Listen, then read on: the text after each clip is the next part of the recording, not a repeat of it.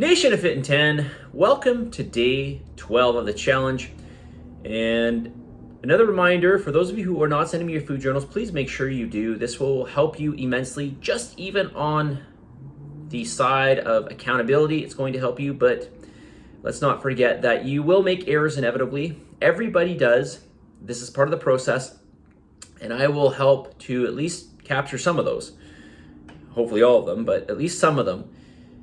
And this is really, really important for your learning, but I think even more important for your accountability. So send in your food journals, even if you think that everything is correct. I highly doubt it. And this is not a knock against you. This is just because I know from others sending in their journals. Something that I failed to mention about real whole food, I'm always promoting real whole food. And I failed to mention this. I was actually reminded by this in a podcast I was listening to, and I thought to myself, I don't think I mentioned this. I may have actually talked about this when I talked about supplementation, but I didn't talk about this when it came to food. And that is that, food manufacturers are allowed to be off by up to 20% from label claim. So on these prepackaged foods, whatever they may be, crackers, cookies, whatever, yes, even the ISO bars, you can be up to 20% off label claim. Now, if you're eating real whole food like a Granny Smith apple or oatmeal or potato, these are just what they are. They are going to be, there's not going to be a wild difference between one Russell potato versus the next.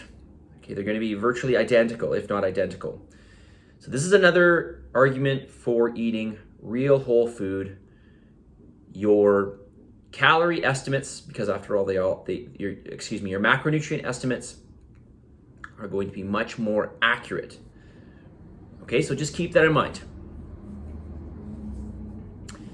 Also keep in mind that companies will like to make their foods taste really good, and if they add extra sugar and fats, especially the cheaper kind, they will taste better. But it's not going to look good on their label claim if they're actually spouting off what they're putting in. So why not underestimate those ingredients by 20% and make the product look better and make it taste better? I'm not suggesting that's what everybody does, but I'm sure that happens. Okay, something else I failed to talk about, and I really apologize to you, Derek, because I know you've asked about this, and I mentioned your name because you posted it in MyFitnessPal, and I said I would talk about it in the video, in the Q&A last weekend, and I never got around to it. And the question was, what does it mean for net calories in MyFitnessPal? And I think what you're referring to, and you can correct me if I'm wrong, I think you're referring to so they've got the estimated calories that you consumed, so you've got your macros and the estimated calories, and then it's got I think it's exercise expenditure, or the estimated calories you've expended doing exercise, if I'm not mistaken. And so what it does is it takes the estimated amount of calories you burn doing exercise and it removes it from your total calorie intake to say, hey, you got some extra calories you can have. And I don't know why they do this.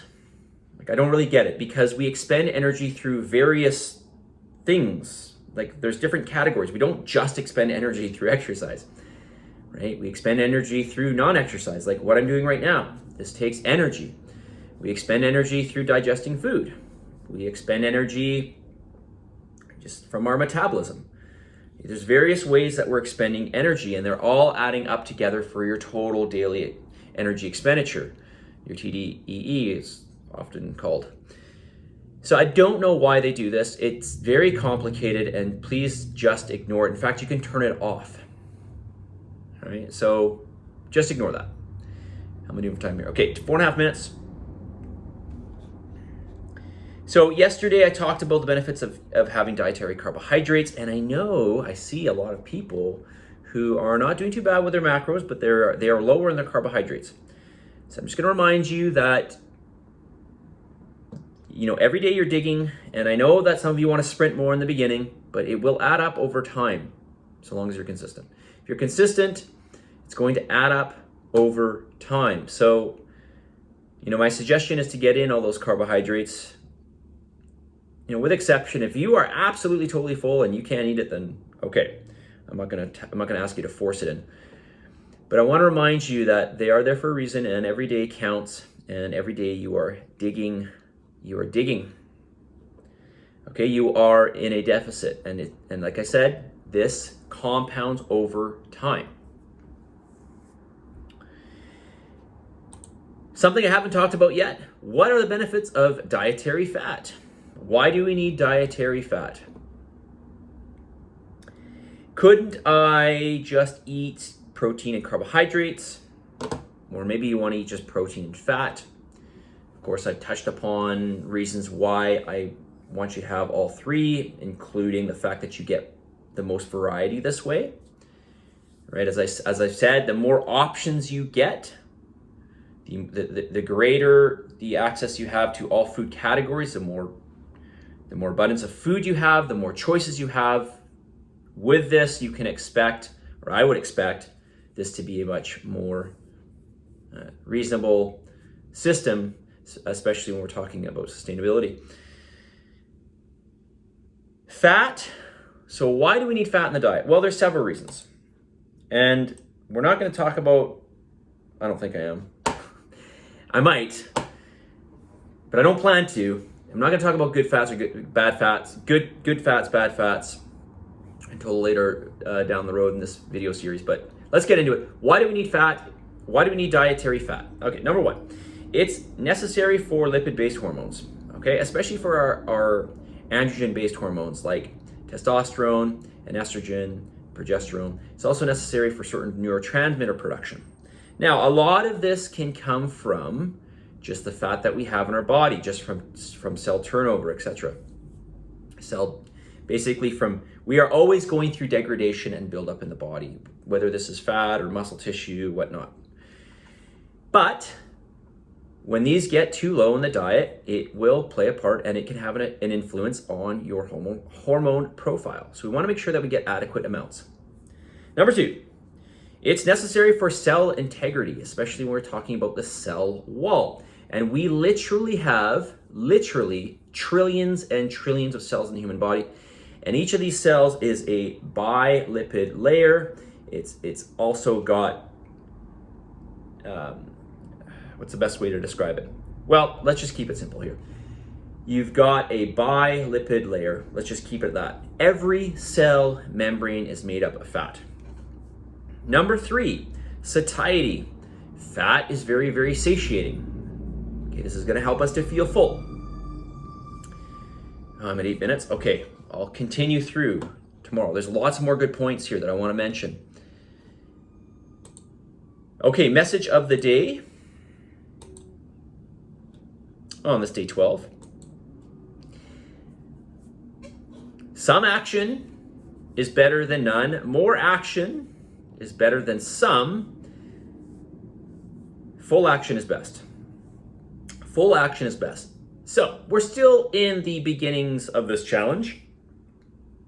Although we are approaching the 20% mark, we're still in the beginning of this challenge, essentially.